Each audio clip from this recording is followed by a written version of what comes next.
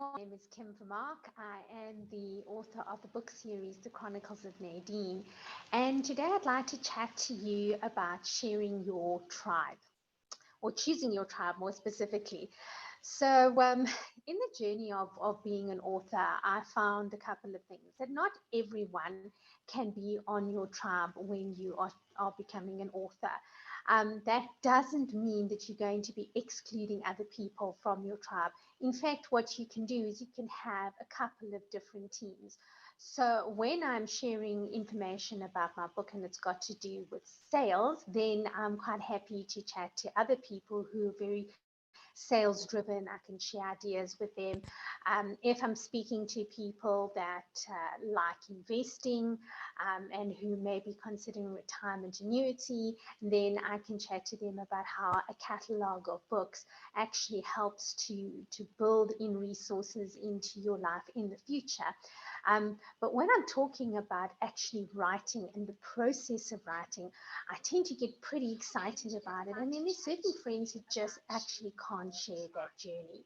So, what you might find is when you are a brand new author, you want everyone who cares about you to care about your book. And that really doesn't happen. And what I find a lot of people do is if they can't get the tribe that they're looking for, they can't get the response that they're looking for, then they tend to become demotivated. Please don't let that happen to your dream. Choose people carefully because just because you have a friend who makes a great cycling buddy, or someone that also has kids your age, does not mean that they are going to celebrate your writing journey with you. Does that make them a bad person? Does that make them unsupportive? Not at all. It just means they're not in the same frame of reference. So I'm going to give you an example. I've got a very special friend who has journeyed through a really tough time with me. She's got children who are very similar age to my eldest daughter, and she has just been such an incredible support to me. But when I talk to her about my book, her eyes tend to glaze over, and once or twice I've caught her looking at her watch.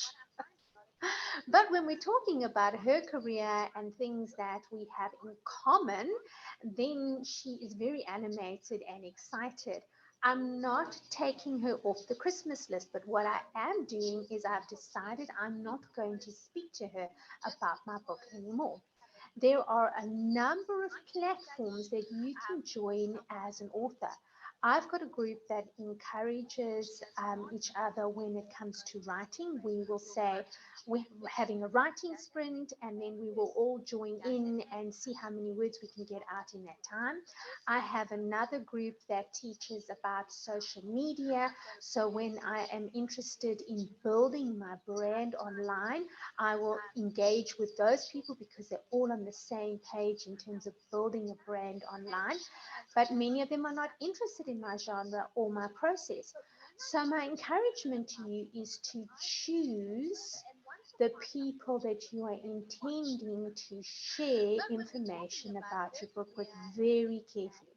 Because as a new author, your book is precious. It's still in its infant stage, and you need to nourish it and care for it.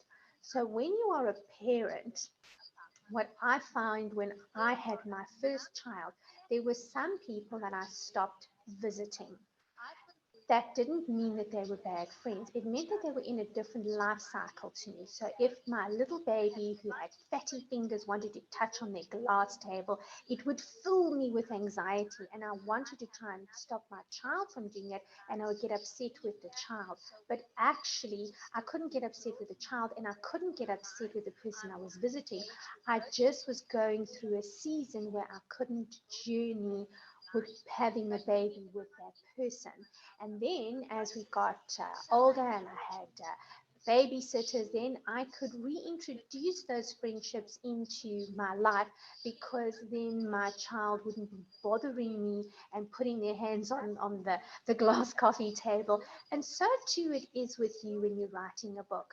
There is a season where you're going to want to incubate yourself with other authors, people who understand your journey, who know what you're going through, people who've been through that and have been successful who can share ideas with you, because I can promise you, most authors hear this.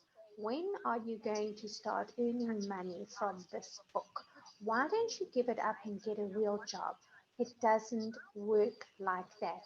Books take time to produce the results that you are hoping for. In fact, many successful indie authors will tell you to look at it at a 5-year plan.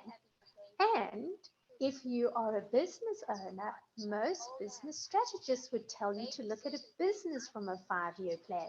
So, as an author, you have the same things that work for you as well. Those same statistics are going to work with you. So, choose a handful of people that believe in your dream, believe in you, who will journey with you. So thank you so much for watching. I hope that that's an encouragement to you today. Have a super day. Bye bye for now.